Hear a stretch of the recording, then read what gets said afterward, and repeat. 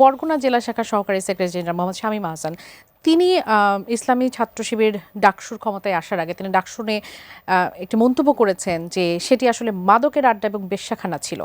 তিনি এই ধরনের মন্তব্য করেছেন। এমনিতেই আমরা রাজনীতিতে নানা ধরনের প্রতিহিংসার কথা বলছিলাম, আমরা পারস্পরিক প্রতিযোগিতা থাকবে সেটির কথা বলছিলাম, কিন্তু যখন শিক্ষা প্রতিষ্ঠানের এরকম একটি সংগঠন নিয়ে এ ধরনের মন্তব্য করা হয় সেটিকে আসলে আপনি কিভাবে মূল্যায়ন করবেন? এদেশের অর্থনীতি সর্বশেষ যে লেবার মার্কেট সার্ভে, যেটা লেবার ফোর্স যেটা সার্ভেটা, তাতে দেখা যায় 87% আমাদের ওয়ার্কফোর্স কিন্তু ডিপ্লয়েড ইন ইনফর্মাল সেক্টর। প্রসঙ্গটা আসছে কৃষি ঋণের, যে আপনার ওই ওহাব সাহেবের।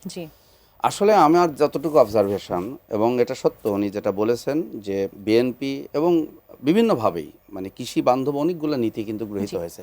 দিন শেষে কিন্তু আমাদের কৃষকরা এটার দ্বারা কিন্তু তাদের কিন্তু কৃষকের কিন্তু উন্নয়ন হয়নি। এমনকি সবচেয়ে বড় দুর্ভাগ্য হচ্ছে যে পণ্যটা পঞ্চগড়ে উৎপন্ন হয়, ঢাকায় আসতে আসতে কাউরাবাজার আসতে আসতে 33 জায়গায় এটার চাঁদা দিতে হয়, এবং কৃষকরা কিন্তু সুবিধা। সুতরাং এটা একটা হলিস্টিক অ্যাপ্রোচ, একটা সামগ্রিক একটা অ্যাপ্রোচ লাগবে এটার উন্নয়নের জন্য।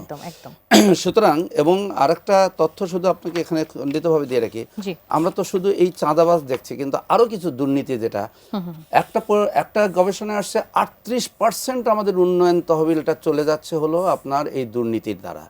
একটা তথ্য দিই, বিদ্যুৎ সেক্টরে বলি, প্রতি বছর কম বেশি 50,000 কোটি টাকা ভর্তুকি দিতে হচ্ছে সরকারকে শুধু বিদ্যুৎ খাতের জন্য, এই যে ক্যাপাসিটি চার্জের নামে যে লুণ্ঠন। তো সুতরাং এটা এখন চলে আসি আপনার যে বক্তব্যটা দিয়েছেন। রাজনীতিবিদ আমার পাশে, উনি একজন রাজনীতিবিদ। রাজনীতিবিদরা সবসময় একটা অগ্নি পরীক্ষায় থাকেন, কখন কি বলবেন, এবং সোশ্যাল মিডিয়ার যুগে তখন কিন্তু তাদের সামান্য একটা অসতর্কতা বশত, আমি যতটুকু জানি সম্ভবত উনি এই বক্তব্যটা পরে প্রত্যাহার করেছেন বা দুঃখ প্রকাশ করেছেন, এবং আমি মনে করি যে দুঃখ প্রকাশ করা মানেই হচ্ছে এই বক্তব্যটা তার আবেগপ্রসূত বা কোনো ক্ষোভ থেকে বা কোনো কিছু থেকে এটা আসছে। সুতরাং আমি মনে করি, তারপরে আমি অনুরোধ করব যে কোনো, বিশেষ করে ঢাকা বিশ্ববিদ্যালয়ের প্রসঙ্গটা, ঢাকা বিশ্ববিদ্যালয় কিন্তু আমাদের দেশের স্বাধীনতা এবং আমাদের যতগুলো বড় বড় মহৎ সংগ্রাম হয়েছে তার একটা অংশ হচ্ছে ঢাকা বিশ্ববিদ্যালয়। ঢাকা বিশ্ববিদ্যালয় একটা ওপেন জায়গা, দুটো জিনিসের অ্যাডজাস্ট করতে হবে। সাম্প্রতিক ঘটনা আপনি জানেন যে এই যে সর্বমিত্র চাকমাবুজি আজকে পদত্যাগের ঘোষণা দিয়েছে।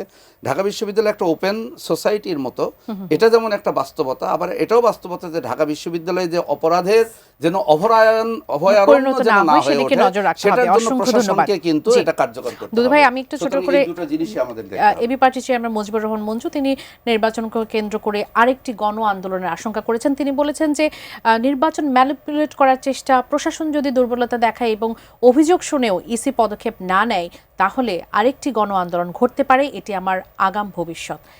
এরকম কোনো পরিস্থিতি কি বিএনপিও দেখতে পাচ্ছে বা আপনি দেখতে পাচ্ছেন কিনা? আমি এই মুহূর্তে দেখতে পাচ্ছি না। আর এবি পার্টি এটা নতুন দল, যে মন্তব্য করছে সেও এর আগে কখনো ইলেকশনের মুখোমুখি হয়েছে এটাও আমার জানা নাই।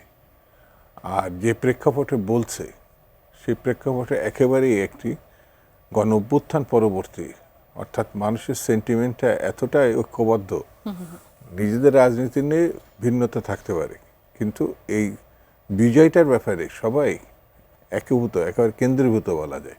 সেহেতু এটা নিয়ে খুব বেশি উদ্বিগ্ন হওয়ার কিছু নেই। আমি ডাকসুর সঙ্গে সম্পৃক্ত ছিলাম, তো ইলেকশনও করেছি, ছাত্র অঙ্গনও ছিলাম।